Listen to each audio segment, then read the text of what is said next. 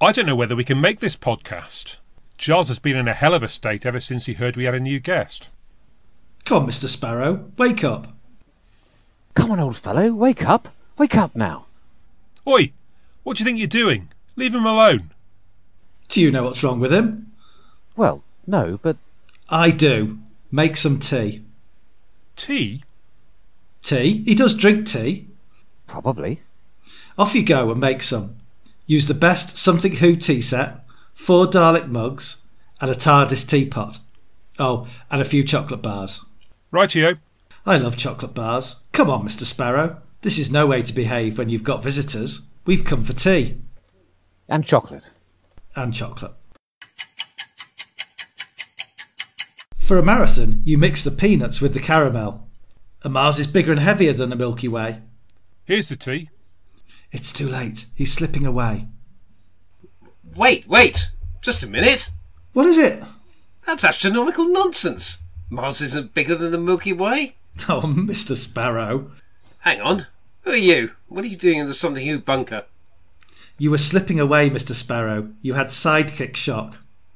Sidekick? The cheek of it. Well, if you're going to stay, you may as well sit yourself down and join the podcast.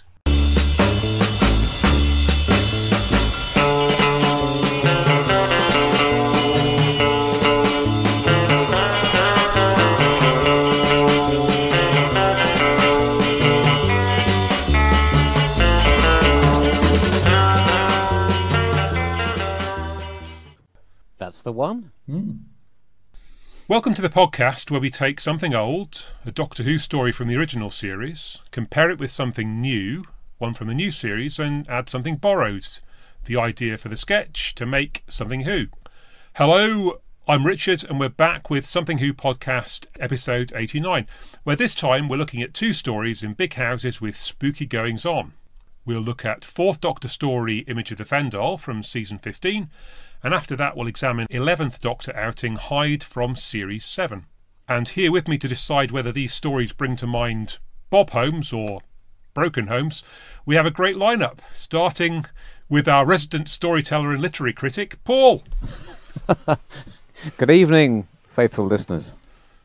Yeah. What the listeners can't hear is that you're all geared up for another bit of playing. What's the word I'm trying to say? Actoring or something. Treading the boards. Yes, that's it. Shouting in the evening. Yeah. Well, shouting in the evening. I can do some of that tonight for you if you prefer. Splendid. Also joining us is science and astronomy writer Giles. Evening. Yeah, we hear you've been undertaking a very close investigation of one of the new COVID variants. Yeah, sadly so. Yeah. Don't seem to have been too badly affected by it, fortunately. But hopefully the mute button will work wonders if I get a coughing fit at any point. Very good. And joining us for the first time is Rick, who posts on social media as Brick Pandorica and produces fantastic Lego models of Doctor Who scenes, and has been a long-time supporter of the podcast. So, hello, Good evening. Good evening, everybody. It is fantastic to be with you tonight. Looking forward to it all. Excellent. Well, look, I mean, it's not that long ago since some of us got together last, but in the meantime, we've had the Christmas episode. And then, rather uncannily like the 2005 reboot, no sooner did we meet a new character, Ruby Sunday, played by the fantastic Millie Gibson, than we hear stories about her departure. Did anyone have anything particular they wanted to say about the Christmas episode? 4 for 4. I thought it was terrific. Yeah. Good. That's a bleak reference to the fact that it's 4 new episodes since Russell came back. Sorry if it made sense in my head. Yes. As so many things do. I really enjoyed it. It was good family fare. We sat down on Boxing Day morning, sunk in the sofa, and it was a really good pickup. I thought 15th Doctor, full of energy, just sparkled out of the screen, made me have a Doctor I wanted to cheer for right from the off, and out of the shadow of Tennant, which he was for much of the giggle. I thought he was absolutely the centre of the show. Really enjoyed it. Yeah, no complaints on my behalf. There seems to be a strange subset of fandom complaining about it having turned to fantasy rather than science fiction. Yeah. No worries on my side at all. I thought they were both Both our new regulars are fantastic. I thought there was some lovely moments there. Very reminiscent of the TV movie. That scene with the policeman, which I think was that the one they'd slotted in. It was, yeah. Was that the one they slotted in quite late? Yeah. Yes, when apparently in response to a Disney gave their note or notes. something. Because I mean, it was very reminiscent of the episode of Rose, wasn't it? It took lots of little cues and moments, and but showed how much further you can push it. Him When he's fitting trying in to sell and the out. brand for 18 years later or whatever it is. Yes, Russell tried to keep the Doctor off screen as long as he did first time round with Eccleston, and Disney lost their nerve. But I don't think it mattered.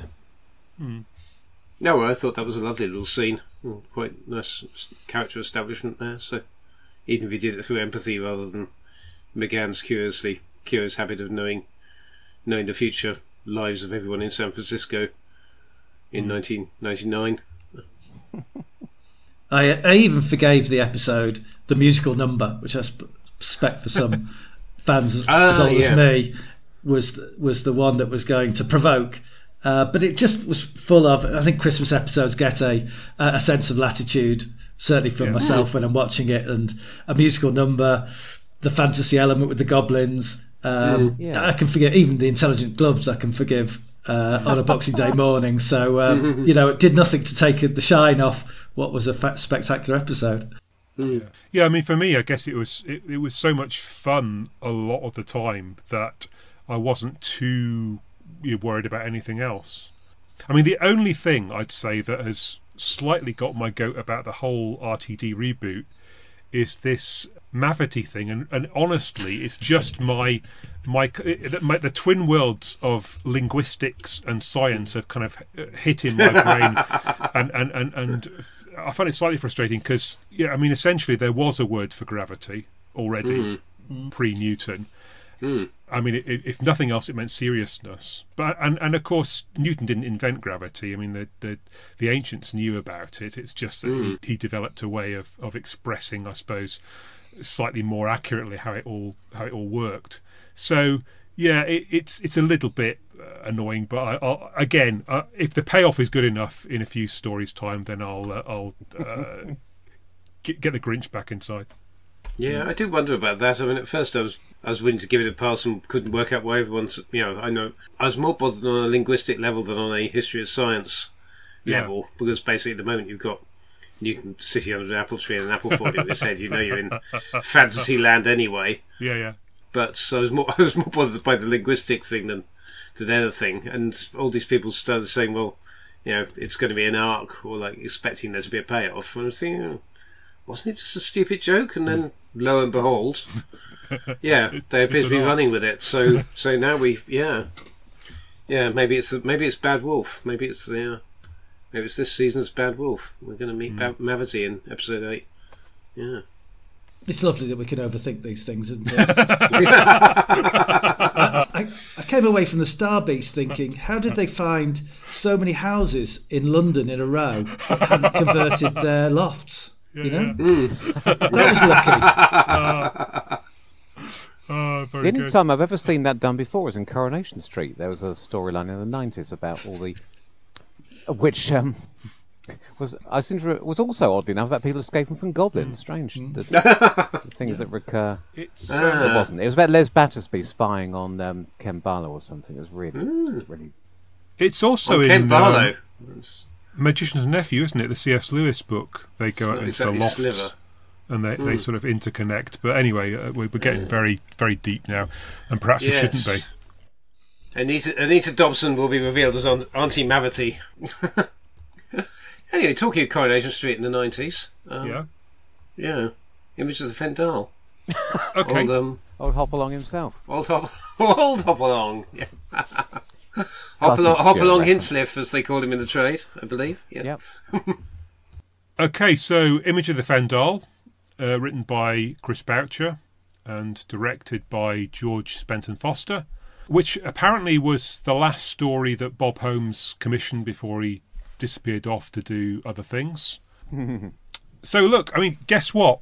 So what you're expecting me to say is I haven't seen this since it was originally broadcast, but I watched it and I'm not sure if I watched it on original broadcast. I mean, I knew that was going to be. I knew that was coming. yeah, I mean, That's much more likely than you saying you've seen it twice.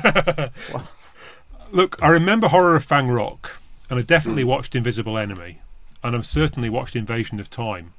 But I don't know, something must have gone wrong in the late autumn of 1977, or alternatively, I just hit a memory worm or something. But yeah, Sunmakers, Underworld, and this, it's all a bit misty. I was involved in a bit of amateur dramatics aged 10, and whether we did it on a Saturday afternoon, I'm not quite sure. But anyway, there we go. I definitely read the Target book, though, so I wasn't unfamiliar with the story. Sorry, are you seriously telling us you haven't seen it until this week? Well, I couldn't have told you that until I watched it, but having watched it, I have no memory of it. So I think this is the first time I've seen it. So I know we go through this every week, but so you never had a complete collection of VHSs proudly lined up, or even DVDs? Not as such. Not as such. That's a fancy way of saying no. Wow. Wow. I'm shocked. You think you know somebody? But I mean, I believe that very shortly I'm going to be getting a new Blu-ray with season 15 on it, and then I'll have no excuse not to have watched it. Well, hopefully you've watched it now. Yeah.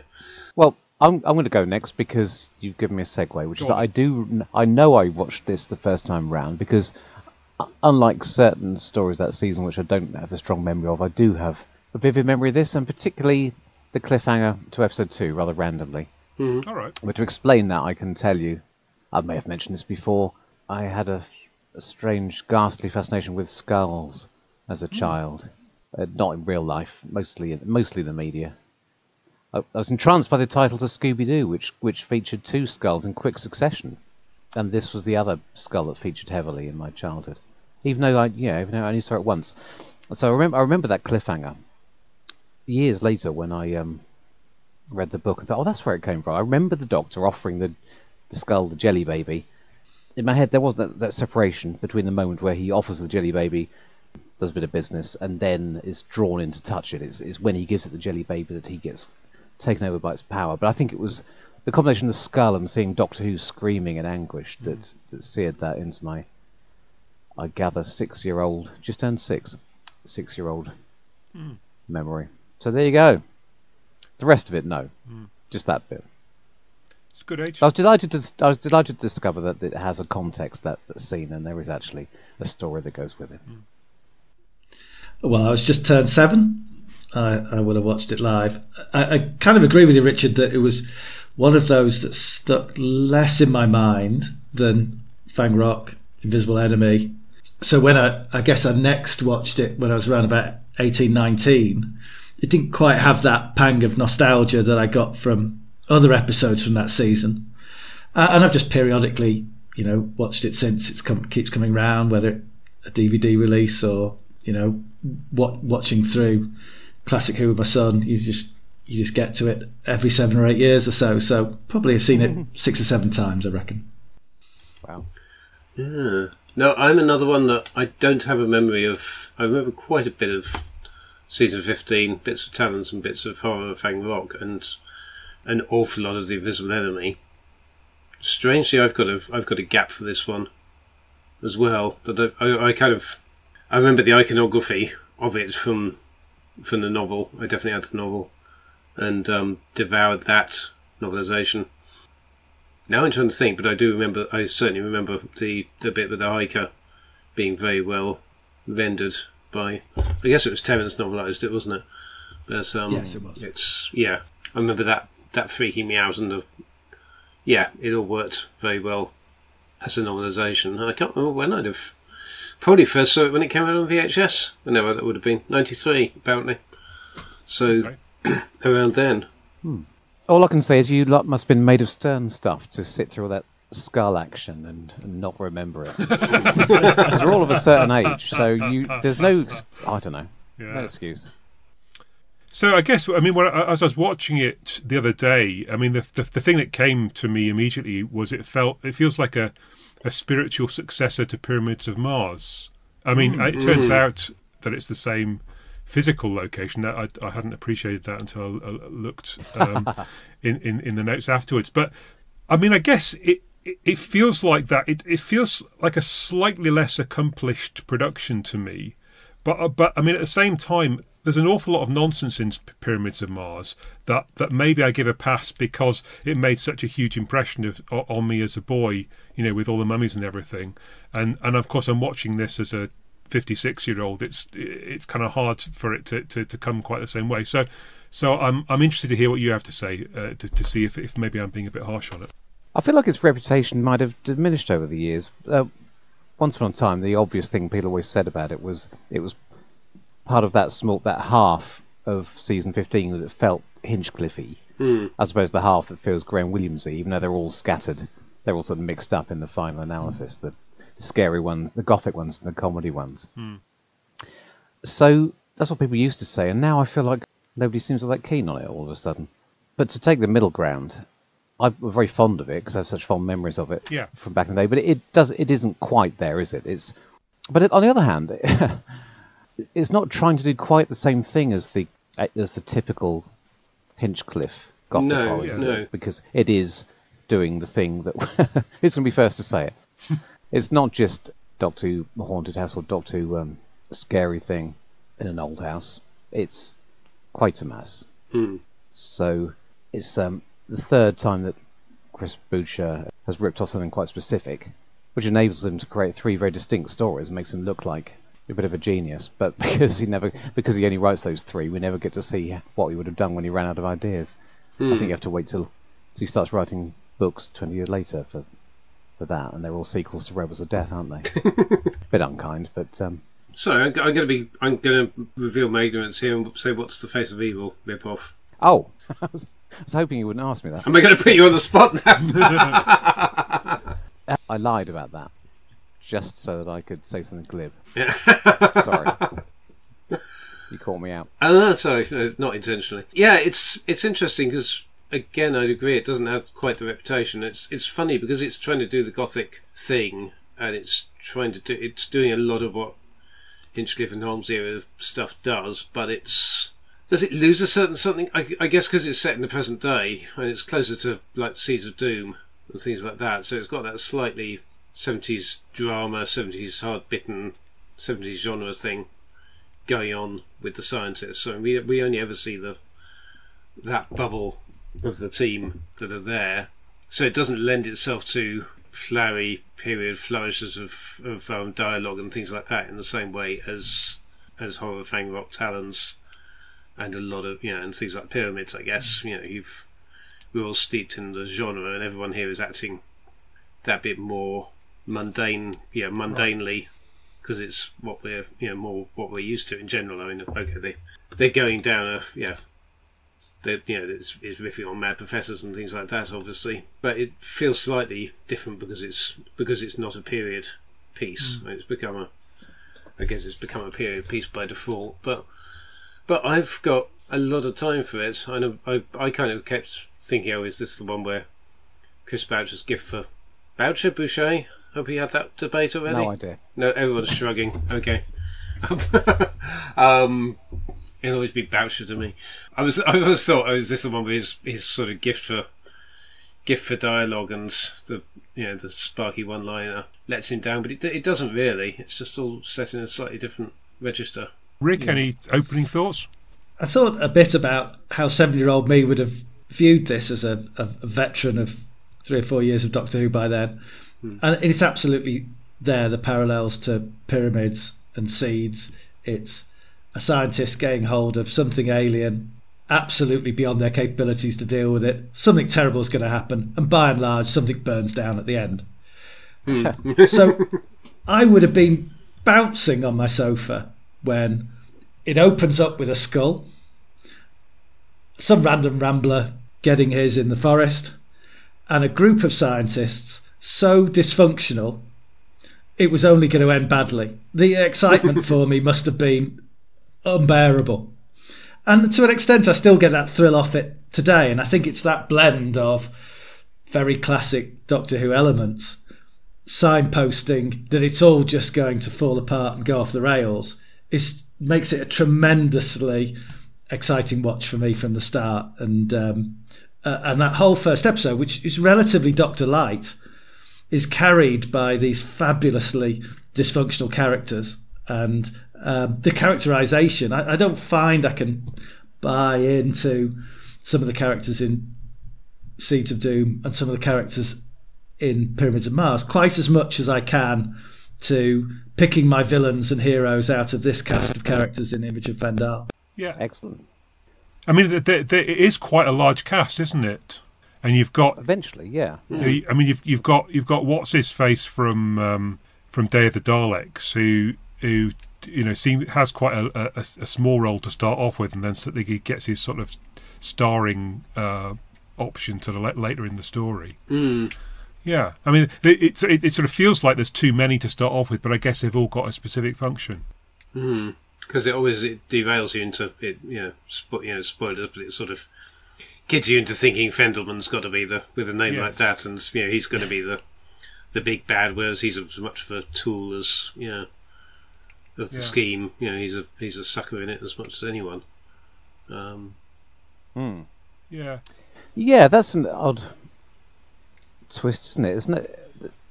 There's no single moment where that's revealed as a massive aha, I didn't see that coming, is it? It's just a conversation in a corridor between Starman. Style. Starman's the Inferno, isn't it? Yeah. The old chap. Yes, Ted Thingy. I should go back to Ted Moss. Ted Moss. Ted Moss. Yes. Went on to be the groundsman in the Fast Show. Yeah. What I also quite like actually about that first episode, thinking about it now, is that there's no massive info dump at the start. It sort of actually, for part of the time you haven't really got much of a clue of what's going on, but it kind of reveals itself as it proceeds, which is quite nice. Yes, nobody is in control of all the knowledge. Each character has a little bit of knowledge, tragically, because they've all got their own failed motives in that situation. They don't share that information. And it's not really until quite late in the story that all those threads come together in the hands of the Doctor to be then able to do something about preventing the catastrophe and the human threat that exists. And I really like that about that. And I think each character brings, as I say, that little bit of knowledge to the table, which is quite clever in a story with a big cast. Yes, yeah. It does. It layers the way it feeds out the information to you very well. You kind of get all these different elements. It's funny in a way that given that he turns out to be quite a mundane character, that Fendelman is so sort of brushes off the death. It tries to hide the death. I mean, it sort of feels like he doesn't really have as much as a motive as I thought he was going to have when it happened. It sort of felt like, he knows that something terrible is going to happen here, so he's trying to hush it up. But actually, he's just, it's an inconvenience to him, I suppose. He doesn't really want the hassle of the police wandering around and sort of spoiling his fun doing his sonic time scan. But yeah. The death in the woods is exactly the start of that dysfunctionality, isn't it? Fendelman just wants to carry on regardless because he's utterly focused on this massive breakthrough in human knowledge. Max Steele is more aware of what is likely to have caused the death because he's secretly building a coven in the basement. So he's motivated to keep his information quiet. Yeah. Adam Colby, who's an interesting moral tale in terms of how to survive in these sort of situations, is utterly clueless despite claiming he's overambitious and just doesn't have a spine to step on anyone's toes. So he doesn't deal with the information that he's got. And Thea Ransom, who I think is already becoming under the influence of the Fendahl, just kind of backs away from the whole issue. So you've got four people who should be a team who are able to cope with this situation, literally dispersing at the first sign of any trouble. That creates that excitement that says, terrible things are going to happen. This is brilliant. I like that analysis. You're right. I mean, the character work is the most impressive thing here, because although some of the characters seem on the surface familiar archetypes from Doctor Who. There's a slight twist on all of them, isn't there? And a particular combination of them. I mean, I suppose it's a bit like a Base Under Siege with these characters all clashing in a confined space, but they, rather than just being picked off one by one or going mad one by one or whatever, as we might normally expect, the power play is up and down in some other unexpected ways. And also the strange tonal mixture. I mean, the fact that one of the scientists, we're used to one of the scientists having a secret mad plan of their own, which is covered by Fendahl. But for one of them to be secretly a cultist and for it to switch to the demons in the basement, it's like two different Doctor Who stories going on at the same time. It is Pyramids of Mars on the ground floor with the yes, demons in the basement. That's a good point, yeah. And Dudley's doing his usual mad organ music, but it's famously very little music in the story, and even when he is allowed to compose something, it's turned down quite low. I mean, compared to the way it rattled the speakers when in Pyramids, when he's Inferno on the streets, the demons in the sheets. Well, I was going to say, it reminds me of how they describe that haircut, isn't it? It's sort of business at the front, party at the back. This is it's a funny old mixture, isn't it? But it's a good one. I like that. I kind of quite like. So Tom is sort of playing it for laughs in the first part of this, and he's got the stuff in the TARDIS. It's a little bit jokey. There's the hello ladies with the cows, nicely done, mind you. It's not sort of peak Tom woo, but it's quite humorous. But then as soon as he hits the manor house, he becomes deadly serious, and he's absolutely all on it. So he clearly likes this story. He's not trying to find other things to do with it.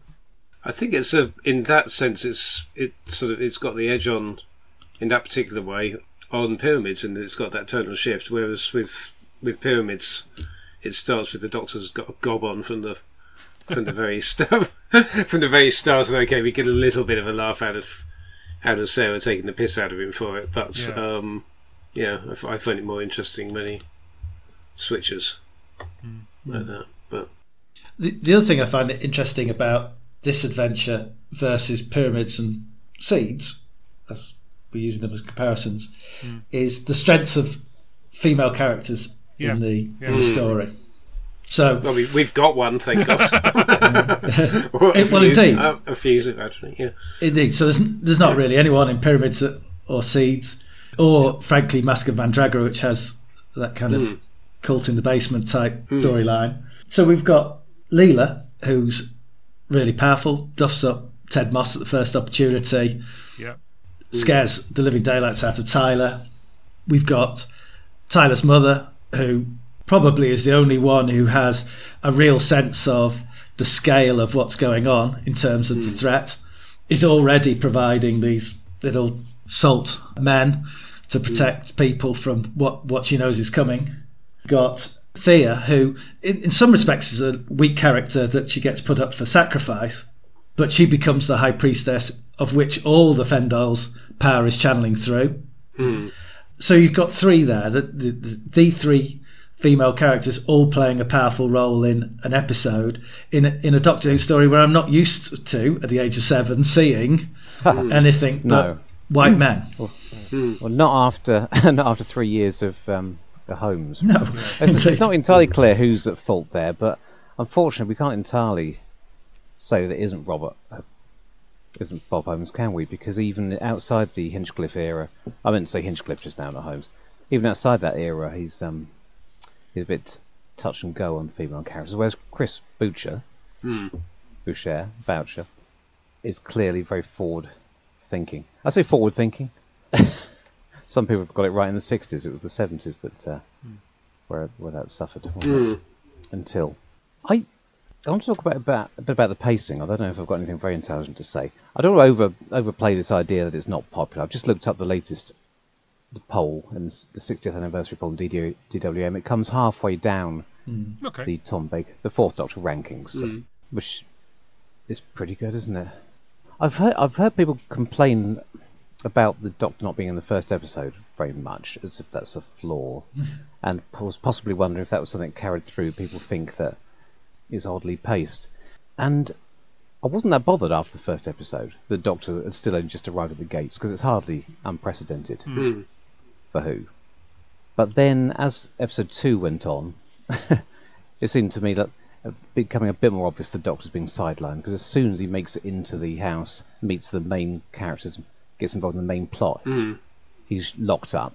Yes. Rather unceremoniously. Then he escapes, wanders around a bit on his own, leaves, and then in episode 3, when he clears off in the TARDIS with Leader, it becomes really apparent that Butcher is going out of his way to keep the Doctor away from the main story, or away from the characters that are driving the plot forward, which is unusual and isn't entirely successful. So for my money, it doesn't ruin the story, but it is something that's nagging at the back of my head as unusual.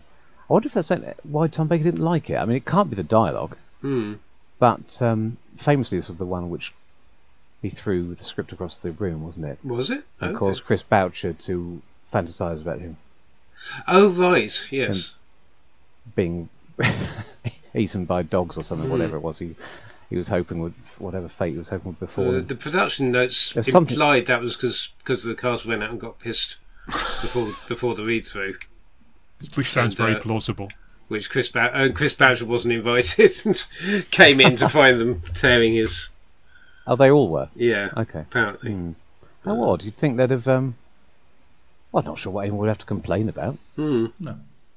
I'm sure they must all have had to recite worse dialogue than this in their time. Oh, yes, yeah. And it's rather better than Edward Arthur deserves, in my opinion, but... Yeah. Well, anyway, never mind. I find him likeable enough in a sort of Worcesterish way. Okay. Well, you know. I'm not going to turn into David Mitchell mode and rant about him, but he does wind me up. I think he's almost my number one flaw of this. The character's slightly overwritten for my tastes, and I think it needs to be underplayed when somebody's that wordy, and he goes the opposite direction, just plays it to the hilt. I find it slightly insufferable. Is it just me? Oh well, and it's oddly enough, it's I guess as close as to an audience identification character as we've got here. He's supposed to be the one of these awful scientists. He's supposed to be the one who behaves in a recognisably human way, but he's so...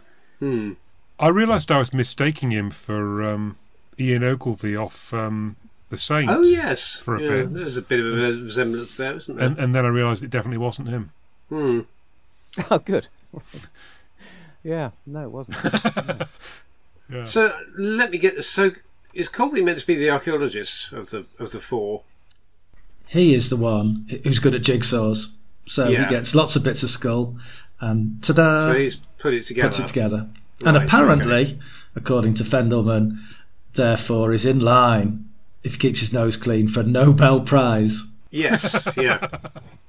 Well, it's not... the thing is, I think one thing that this is probably inspired by is the finding of Lucy, which would have been in, Australopithecus afarensis, which was... I was trying to figure out exactly when that was made public, but they found that skull in 1974, and obviously there's Leaky the dog. Is a reference to Louis and Mary, and who were also leading expeditions in the Rift Valley around that time. And although someone pointed out, I think was it Boucher said, he only realised afterwards that, of course, just calling the dog Leaky would just be... everyone would assume it just pissed everywhere. But that was obviously... I was trying to find out when it was sort of publicised for the first time, but it was certainly a very big human origins story. Right. At around that time, certainly in the mid-70s. So I can't imagine. So that's where Boucher got it from. So, but when Nigel Neal wrote this the first time round, have we any idea what he was inspired by, or did that come straight out of his head? Well, probably a bit of Louis Leakey, but then he doesn't have the human... There's no human skull in the pit, though, is there? No, of course not. Yeah. It's the sense that aliens have always been here influencing... Yes, yeah. But they find the buried ship and everything in Hob Lane. They do. Hob Lane, Fetch Priory, Fetchworth and all of that. And obviously, the possession angle and all of that stuff riffs on it and the influencing. But there isn't the skull element, so I think he kind of took the two things and did a remix. It must have been quite crowded in prehistoric Earth, because you've got the demons and you've got the Osirans and you've got the Fendahl all trying to influence the evolution of man. I wonder if they were Scaroth, yeah. That's right. I wonder if they're getting in each other's way a bit. And if you'll pardon the gag, don't forget the bloody silence. Presumably everyone did. Presumably at least that one explains itself. That every time someone ran into one of them, they then did forget them. Yeah. I think there's a nice line in Image that takes you from the very beginnings of time right the way through, and it gets sufficient mentions that it doesn't feel like it's an accident. In terms of, the Doctor talks about the Fendahl being a creature from his own mythology, suggesting, it's been around since time immemorial. There's the piece around Mar Tyler not being a name but being a title that's clearly been around for a long time. Fendelman has this sense of predestiny. His name was somehow a label that was drawing to him, through generations. But there's also Leela in that initial TARDIS scene talking about, I'm going to Earth, which as a side she's already done, talking about, I get to see my ancestors. And there's this, it's neatly done. It's not rubbing it in your face, but it just keeps it mentioning long enough to say Chris Boucher had a plan here in terms of the story he was trying to tell. Oh goodness, yes. No, it's very clever. Yeah. Do we want to talk about the fifth planet? Go on. If we knew somebody who knew something about the solar system, they could perhaps enlighten me on how this all happens and comes about. The fifth planet idea was, that was around long-standing long-standing assumption. And if it goes back to, the discovery of the asteroids in about 1800s, there's this weird thing, the Titius Bode law, that someone spotted in the 70s, in the late 1700s, after they discovered Uranus. They found that there was this numerical law that pretty accurately described where all the planets sit in the solar system, but had, out as far as Uranus, but had a noticeable gap between Mars and Jupiter. So there was one sort of missing from the sequence. So that inspired them to... That's what conjured up the idea there was a missing fifth planet there, and then people went looking for it, and they found Ceres there, and which was the first asteroid, and now they found the whole asteroid belt since. And these days we know that it's because the tidal forces from Jupiter are too strong, so they'd have broken up anything that tried to form there. Wow. And so that's why you just end up with this debris of stuff that's left over from the solar system. It's kind of herded into, from the birth of the solar system, it's herded into this particular spot and a couple of other areas. But the idea, it hung around certainly well into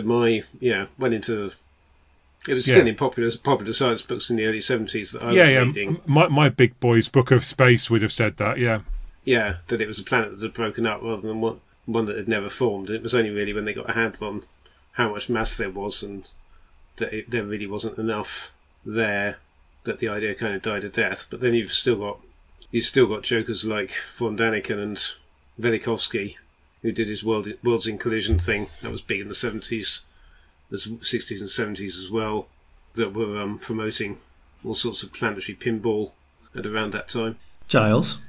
Mm-hmm. That was an amazing answer to a pretty flipping question. I wasn't expecting any of that. Sorry, maybe I should I'm glad I came. Well, and ironically, and we've come back to it in the 21st century, from when they do all this planetary modelling, and they find that yes, they can now predict there may have been another giant planet somewhere out, and they can work out where all the planets kind of migrated around. It's a book I want to write at some point, actually. I've got a proposal for it called Lost Worlds, which is all about lost planets of the solar system, things that people thought they discovered, and things that never existed, and things that may have existed, and so on. So I'd done the research on that one at least. That's amazing. So how did the Time Lords hide it? Ah! Yeah, for your next trick. Yes. Yes, the production notes pointed out time loop come up in Claws of Axos as well. Doesn't it? Favourite bit of time lord trickery. It's funny going back to the sort of pyramids parallels. There's that sort of in a bit in pyramids where the Doctor shows them the future and says, "Look, we can't just escape with Sutek from Sutek. It's got to fight it here." And there's that kind of funny, unexpected TARDIS scene, sort of somewhere. Is it episode 3 in this? Which yes. you don't normally get a bit of an interlude in the TARDIS at that sort of stage. Well, no, exactly. I think these are two things that just slightly stick for me about this episode, and I really am nitpicking. In the first episode, you've got all this beautiful atmosphere about this. You've got the woods at night, the old manor house, and then bang, you're inside the TARDIS. Some of that feels awkward because there's a bit of canine continuity. How do we... how soon into a series do you have to start explaining why you're not going to have him? Yeah. Some interesting pronoun discussion for those of a newer generation. So that kind of breaks things up. And then you get this extraordinary bit where the Doctor decides he's suddenly going to pop off in the TARDIS, the unreliable TARDIS, to a very specific point in space and time to gather some information and then return to the piece, which I think we should bear in mind for when we get to discuss Hyde later on. Yes. I remember people quoting this story when people used to write articles in Doctor Who magazine about the development of the use of the TARDIS in the programme. This does stick out as a bit of an outlier, and you either have to come up with some convoluted way to explain it, like he's, I don't know, perhaps he presses the fast return switch. But really, it's considering it doesn't even need to be there. Yeah, it's either, I guess, Chris Boucher didn't know the programme well enough to know that wasn't something you could do, and Bob Holmes was too busy to bother correcting it. But as I say, it just feels to me like he's trying. It's more about keeping the Doctor away because Boucher must have thought that as soon as he arrives, he'll fix everything. So it's more about just keeping him away from the solution because and I suppose it's quite an honourable way to do it because a lot of writers just have him arrive at the beginning and then get locked up and escape and go through some, spinning their wheels that way, which is much less dignified solution to the problem. I think it's more explicable when you read that, in fact, it was Anthony Reid who gave this script a bit of a going over at the end as a sort of, as his first go in the world of Doctor Who. So, yeah, he probably wouldn't have known that wasn't the thing he couldn't do. Interesting. And that could cover some of the other oddities, like the Doctor's diminished involvement. Yeah, I meant to go back and check, because of course Face of Evil is all the Doctor's vital to the entire plot, isn't he? But I meant to go back and check Robots of Death to see how he deals with the same problem there, but I didn't. But I mean, it does feel almost like it's a common criticism of guest writers coming into Who that they have a story of their own and characters of their own that they fall in love with. It's something that is normally a problem for guest writers in this era, but later on the script editor himself, Eric Saywood, used to suffer from the same problem. Just write the Doctor almost as an annoyance, get in the way of the story you want to tell. But I don't know what happens to Dennis Lil's accent halfway through this, because he starts out going one way, and then he sort of goes quite Troughton-esque in sort of the middle of the story. It's 2 parts Salamander and 1 part, the thing out of the Highlanders or whatever. But yeah, I mean, I think he sort of just about gets it back on track again, but I'm not quite sure where he comes from. I agree. Yeah. I just wanted to mention, I've made a note, I liked when the Doctor first meets him and he throws away the line, he calls him Fendahl and says, "Is that really your name, Fendelman?" And the script throws that away as a sort of little clue, but doesn't want to hang a lampshade on it, and Tom Baker, in an acting sense, throws it away as well, and I thought that was very nicely done. Yeah. But then, it's part of the same problem. The Doctor instantly seems to know what's going on, or he has some very nasty suspicions, as you would say. Yeah. I've got a few things in praise of Images of Fendahl. The last on my notes. I thought the monster was great. Hooray! Thank you. Fendahl looks terrific in that corridor scene in particular. It's well realised, well lit, does the trick for me. I quite like the transformation from Thea into the High Priestess for the time, and it's a bit shoddy, the basement area, but that transformation is done really well at the time.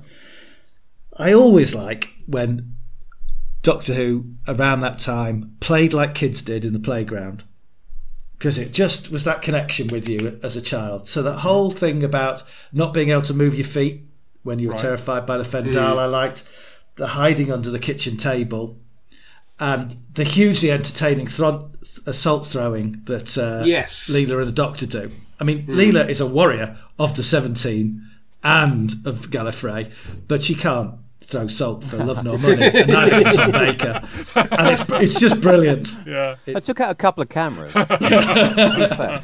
Lethally. Did the dialogue pass me by? Is it in the dialogue about throwing salt over your shoulder?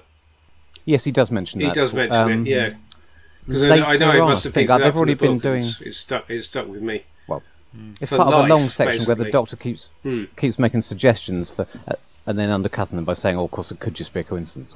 Yes, yeah. Yeah, and I like the burning down of the Priory effect. That was nice and spooky. It's a great looking story, isn't it? And people used to sell it with faint praise by saying, "Oh, well, it's so good. It looks so good. It could be a Hinchcliffe production," which is, but it's very. Apparently, that was the second time they went. Sorry, Paul. Second time. No, I was just going to say with regard to the burning down of the Priory. Apparently, that was the second time they weren't allowed to lay pyrotechnics anywhere near Stargroves, so they had to come up with an alternative solution to blowing up the building at the end of the story. It's very unreasonable when people lending you a location won't let you burn it down. Sorry, Paul. I didn't mean to cut across. The film sequences look great. All that, the lighting and the dry ice and everything. I mean, in every era they're going a bit further than you have to, or indeed than people often do. But I'm glad you like the design of the Fendahl, because I've always thought that was a terrific design and quite well realised. It always astonishes me when people have a go at it. I mean, what are they comparing it to? Which Doctor stories, their imagination, are they thinking do better? Must be that really splendid green thing in Horror of Fang Rock, the Rutan. Yeah, I mean, that's such a splendid costume, that, isn't it?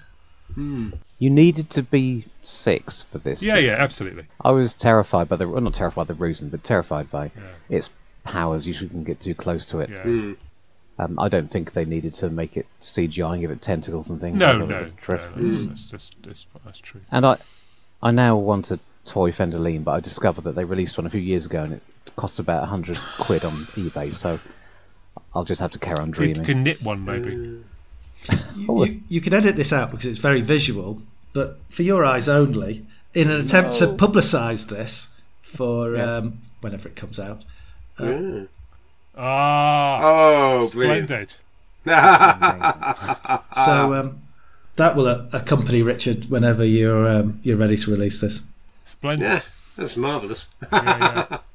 I've been a fan of Lego since probably about 1970. So that's another way you're on my wavelength there.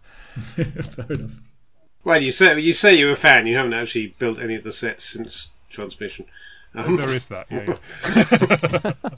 I did most of my best work in the early 70s. I suppose probably. It's unusual to show suicide on Doctor Who. So that's an interesting moment, isn't it? I mean, I think it works. I think it's probably the right note for that point in the story. But it's just, for the 70s and even for Doctor Who as a story, you don't often see that. You'll see people making a sacrifice, perhaps, but not just ending their life. Yeah. Apparently that was something that certainly Graham MacDonald... was it Graham MacDonald? Controller or head of drama? Possibly, yeah. But when he saw the scripts, that was the thing that was immediately flagged up. But I think Williams and Anthony Reeves already caught it and said, no, we're going to do something about that. because of the original version, he got as far as him putting the gun in his mouth. Oh, That was how he scripted it. I'd have thought what they'd be worried about was not so much what you get to see, but the fact the Doctor enables it by going and getting the gun for him. Yeah. But that's, again, something that's, I think, happens when a writer comes in with a slightly tangential idea of what the Doctor can and can't, because it's the sort of thing Heroes of Another Age. Lord Peter Wimsey does that as the climax, or at least two of his books. Yes. Not quite the same. He's not stopping somebody turning into a Fendahl. But he allows the villain the way out rather than to escape the hangman's noose on a couple of occasions. And I think it's quite good because it's effective because it raises the stakes. I think in that case, you think if the Doctor's going, that's a serious solution to at least stalling the thing. Because isn't there something similar in Pyramids? Or am I imagining? I thought he was pretty offhand about, and obviously he's offhand about. He's very brutal about the fact that Lord Scarman is already dead and has been for. Yes. Sorry, Marcus, whichever. It's more. Yeah, and he doesn't get too excited about Doctor, whatever he is as well. He dies. He's sort of quite cold about that, I think. But yeah, so there's a spin on the same sort of. Yeah. Different morality, but he's not actually Warlock, Doctor Warlock. Yeah. It's more of a human gesture than the alien coldness that we saw in some of those earlier stories, isn't it? I suppose, yes, yeah. I thought there was a slight missed opportunity. This is not a criticism, but just towards the end of the story, there's a lot of talk of the number that the Fendahl needs to be core at. Is 13, is it? Or 12 or 13? Yeah. And the Doctor points out that 2 of them are dead now, so... Yes. So his power it does diminished. feel a bit more now, like in a different Vines. story, we could have got a lot of, another episode or two out of, because we've still got a few of our heroes left. Fendahl could have drawn. We could have had the tension of some of the others remaining survivors being drawn back in, and if Fendahl getting its power back again, but it doesn't. It just the number stays the same from that point onwards. So it's And it doesn't use the because haven't they written out there's 2 security guards. These meant to be still were on the premises until relatively yes, recently. indeed. I mean, the point is that been... most of these 12 or 13 are completely faceless. Almost literally, because they've got hoods up. Extras. In some ways, though, Paul, you could say that they're avoiding that back and forth that often Doctor Who is criticised for, and saying, "Look, this is a 4-part. It fits neatly into 4 parts. Let's go Absolutely. for it." That's what I spent most of my time thinking about. The fact that it's such an unusual structure, but it's not sloppy or accidental. It's entirely deliberately written this way. It might not quite fit the normal arc of a 4-part television story, but it would work as a film. If we watched the omnibus version, I bet nobody would have any complaints, because you wouldn't notice these artificial. You think, oh, we're 25 minutes in. This needs to have happened at this point. So, after Planet of the Spiders, you're growing on this omnibus idea, aren't you? I'm sure there's an American PBS station still rolling them out for you somewhere in the world. Yeah, there's a couple of fourth wall moments, I think, with Tom Baker. So, I mean, in the last episode, he sort of says time's running out. He might just have looked at the camera. He might not have been supposed to be breaking the fourth wall. The first episode as well, he says she's done it again. And he kind of looks in the direction of the camera there as well. It didn't bother me at all. I mean, I was quite happy with it. It's Tom Baker. I mean, but I just thought it's interesting. You don't see very much of that in Doctor Who. And then I suppose if I'm going to be talking Tom Baker, there's a thing that made me smile about the fruitcake. It said, the Doctor loves fruitcake. Well, of course Tom likes fruitcake, because it takes one to know one, I guess. Oh dear. Yeah, there's some lovely little bits. Yeah, bits of business and stuff. The one where I think it's Leela and Jack Tyler have just they've killed the Fendahl, one of the Fendahls, and it's lying across them. And then he goes, and the Doctor turns up and hauls up Leela and checks that she's all right, and then drops her as he dashes off. Oh, that's good, isn't it? Yes. Now that looks like, I was thinking. Because I was trying to look out for any signs of those two not getting on. Of course, you can't, because I was about to say they're both professionals. Yeah. They're both to a different extent professional. But that's a bit of business. They must have worked out together. Yeah. Because that couldn't have happened with if it was just one of their ideas. So that means they must have been working together at some level, despite what we hear about. The making of on the DVD. Yes, yeah. Do you want to go, Giles, on that? No, dude, that's all right. Yeah, basically, I think Louise Jameson said, when they filmed Horror Fang Rock, which I think was filmed at Pebble Mill, then they followed that up with the Sunmakers.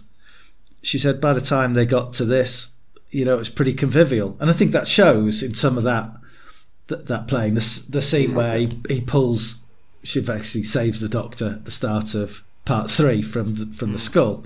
That's a well-worked two-hander, isn't it? They look like they're comfortable enough with each other that they can play out a scene like that, and it look fun and appropriate. I think Louise waxes lyrical on the making of about the enjoyment of the rehearsal process, just as a general thing. I guess with the subtext of that's not something you get to do with the modern method of television production in comparison to this. You just don't get the time to sort of work stuff up in that way. Watching these out of sequence as we do, or indeed in isolation, it's difficult to see if Leela's written any differently here, but famously Chris Boucher wrote her much stronger than some other writers, and she's certainly very intelligent here. It's great because really it's obvious that, at certain points. She keeps up with it. She keeps up with the Doctor logically. She can work out exactly what the stakes are at any given moment, even though all the terminology is unfamiliar to her. Exactly, it's that perfect balance of. Sorry, Richard.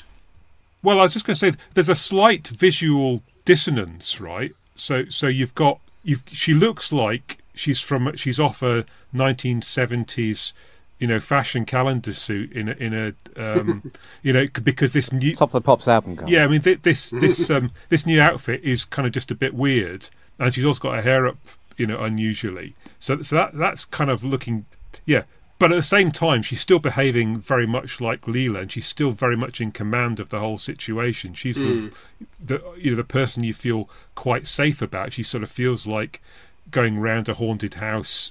Leela's going to be okay. So she carries it off fine. It just has there's just that thing going on. You're thinking it doesn't quite look like Leela.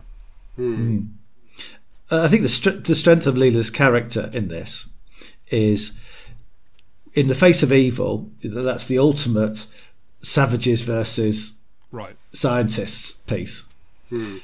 And when she sees what's going on in Fetch Priory, she sees a whole load of scientists spouting rubbish, and she sees in Ma Tyler the tribal wise person who understands the old ways.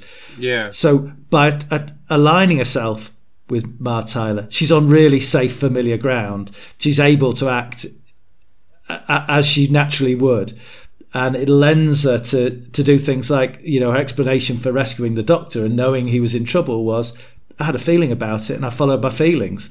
Well, that's going to keep her safe from all this scientific nonsense that's going on, and feels very true to the character that Chris created in Face of Evil. I think that's a good observation, but I think the thing in general is just that you look at Leela and you see how she's written here, and it's just that thing of, yes, you've got all the intelligence, she doesn't have the context necessarily, but if you take the time to write someone who's intelligent enough to keep up with the Doctor, it gives the lie to all the people who say, oh, you can't do companions from the past because you'd have to stop and explain everything to them. And you just think, well, you never had to, you don't have to do that really with her at all. And it's, it just gives it a really, different vibe when she's...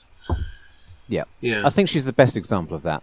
They sort of cheat with Jamie. He just becomes a modern... Yes, well, he's in two ways. Partly because he's often more modern than he should be, and secondly because he then starts to get written as a bit of an idiot. But between comic relief, whereas it's spelled out very clearly. I remember the phrase, "The Fendahl is death. How do you kill death?" very well. Presumably from the book, presumably not from watching it when I was 6. That line has stuck with me. I think that line in itself means it deserves a sequel. I want to see more Fendahl. It's there's more, you could do more with this concept. Yes. I think they only scratched the surface, because it does turn into, as much as I love the look of the Fendahline and Chloe Thea Ransom turning into a Gorgon, as much as I love all that, you could put this concept anywhere and do something even bigger with it, I think. Have there been any sequels in other media to this, apart from... Well, are there? Go and tell us. Well, I haven't listened to it, either of them, but there's an Eighth Doctor and Lucy Miller Fendahl story in a big box set. Oh, well. And there's a Torchwood spin-off from Big Finish that has Gwen Cooper, quite interestingly on the cover as a high priestess of the yes, Fendahl. I have never seen that, no. But I haven't listened to Right, that it's either. painted. Right, well, that's... I might seek them out. Is that the newer set they did? Yes. So when they'd started doing them as I box sets rather than... Yeah, thank you. The only one I have heard, I've been struggling to remember what series it is. Alan Stevens did a series with Chris Boucher Properties, mostly set in the world of Robots of Death. Oh, yes, Caldor City. Caldor City, of course. I think the last episode has the Fendahl in, but I couldn't make head nor tail of it. Right. Turns up to a subtle life out of everything, and... Well, you see, I quite like that sort of vampiric, it doesn't make much of it, but the whole thing about the accelerated decomposition and so on, and the idea that it's just drawing energy from out of the chemical bonds that hold things together and so on. I think it feeds on entropy, sort of. Really, it's quite a good. I always quite like that idea. It's quite nice that she's not ranting as well. I mean, I guess we're used Oh, in God, those yeah. situations. I think it's Yeah. I think it's magnificently eerie. Gives it a very the different villain never vibe. says a word, does No, it, in any no. of this?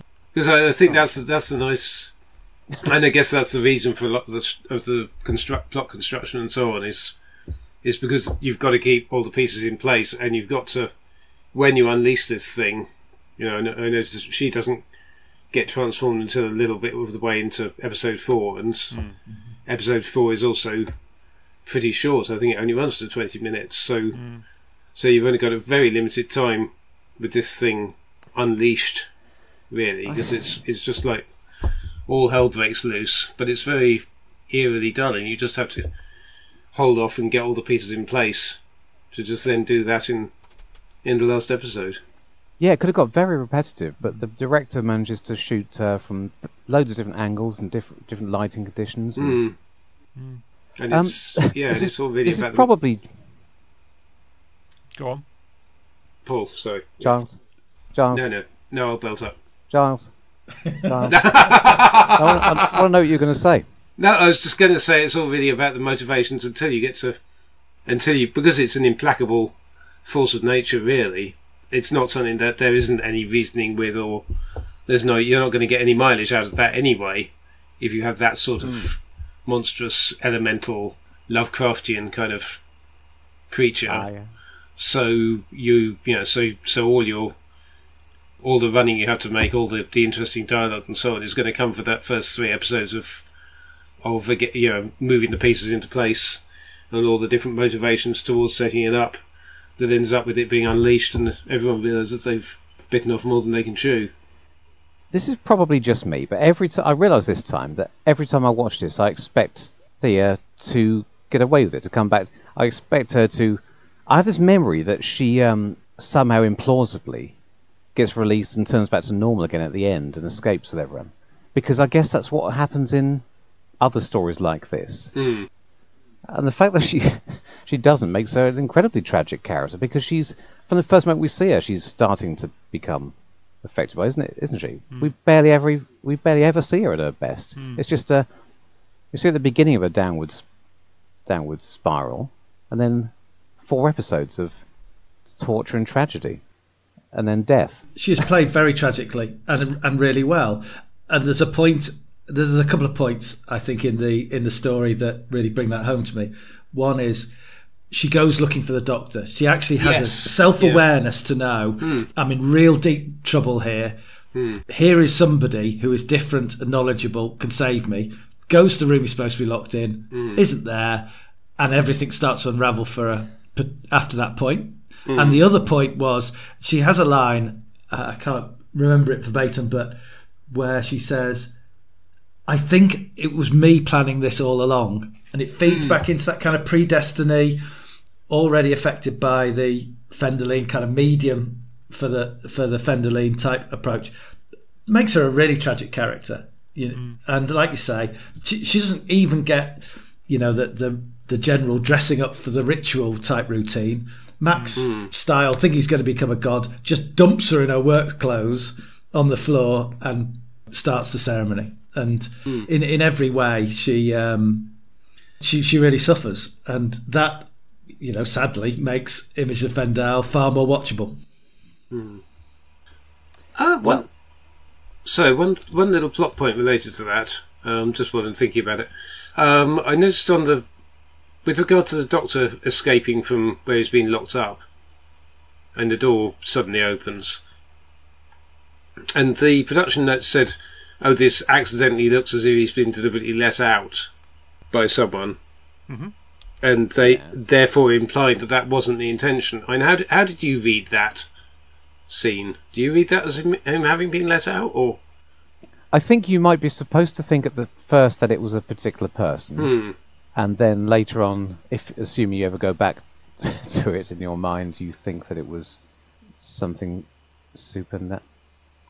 I don't know. Because they then, and whenever it is, maybe it's at the end of the episode or the following episode, when Thea has the dialogue with Stahl, I think, and Stahl says, "Oh, he's escaped," or he's so, and they said, and the production note said, but this is a plot hole, because how does Stahl know that the Doctor's escaped and isn't around anymore? Maybe it's not Thea that has that dialogue, but anyway, Stahl voices the fact he's aware of this fact. So I thought, well, hang on, so Stahl lets the Doctor out, presumably, possibly so that he won't talk to Thea. Agreed. Was then how I sort of thought, maybe that's the intention.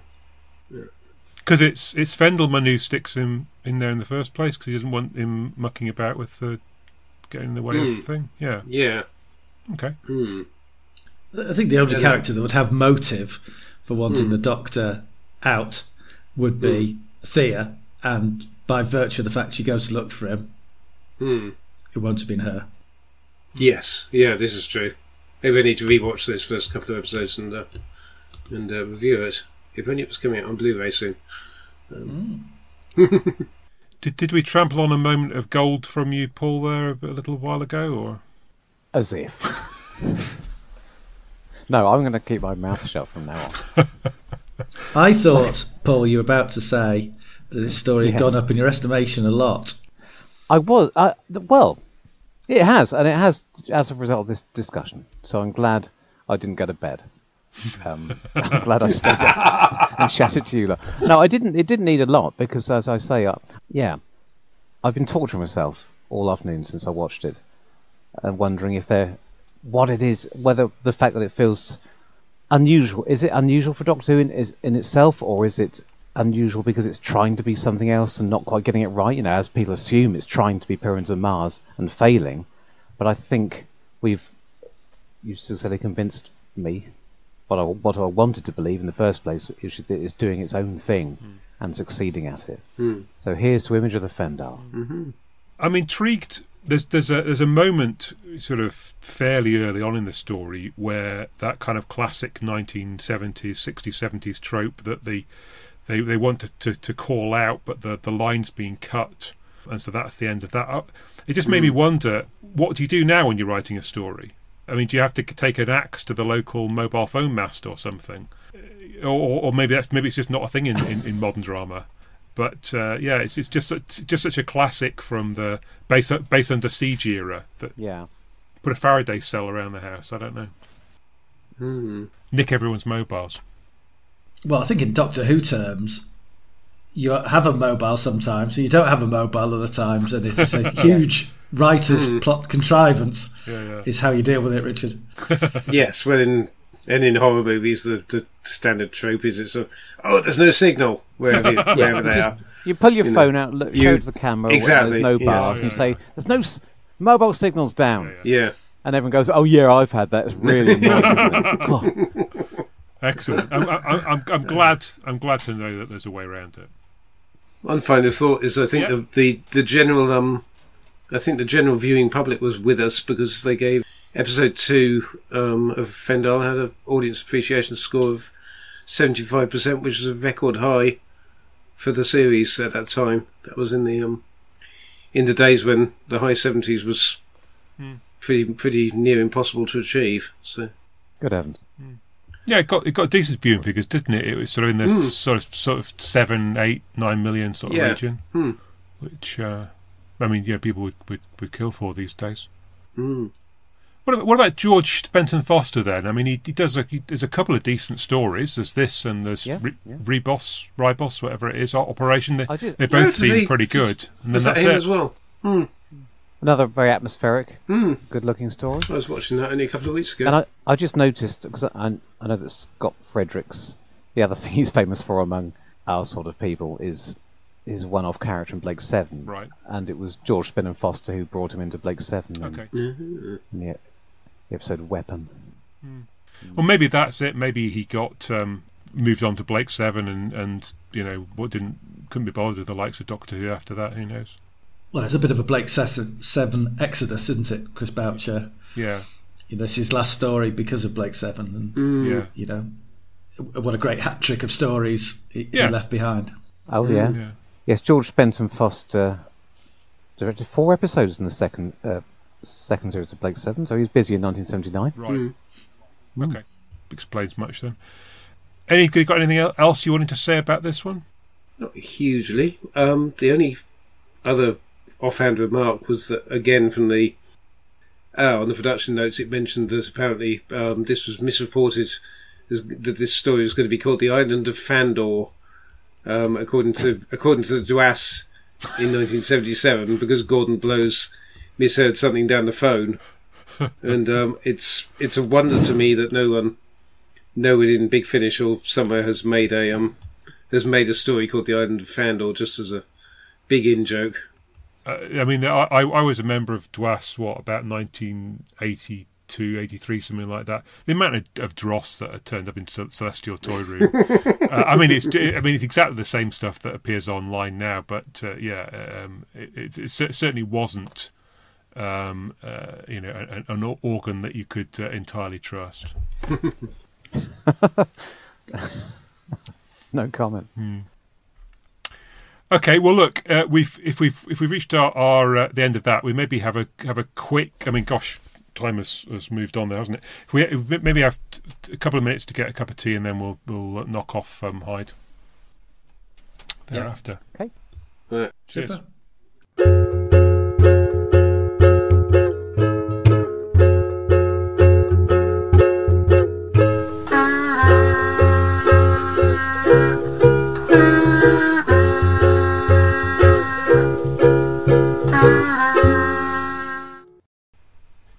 Sorry, Did you say your line, Richard? Richard, I didn't hear you say your You line. didn't say here's the tea.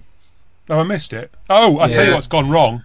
Yeah. I'm looking at my original version. Sorry. Original version. Hence the awkward pause. Blown it. Right. Okay. You've blown it. Even lengthier pause than usual. Go from the. I think I blew my first line as well. Sorry.